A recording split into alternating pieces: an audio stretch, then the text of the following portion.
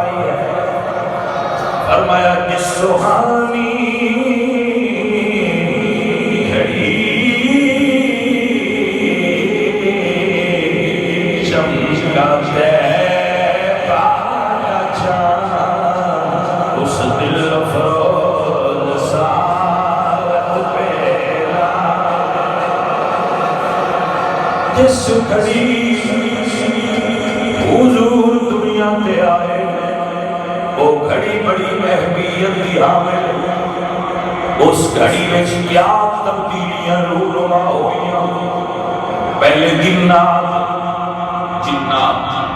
آسمان تے چڑھ جاندے آئے، فرشتے کوڑوں اور والے واقعات دیاں خبراں لے آندے آئے جنہاں نال دنیا تے انہاں دا تعلق ہویا۔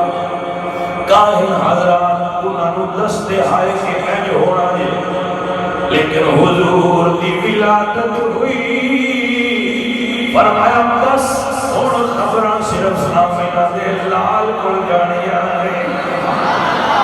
بدلاؤ آیا، پہلے جنات آسماناں تے چڑھدے سن تے خبراں تھلے لے آ کے کاہن دسدے کاہن بدیاں دسدے، فرمایا بس آسمان دیاں خبراں صرف حضور واسطے۔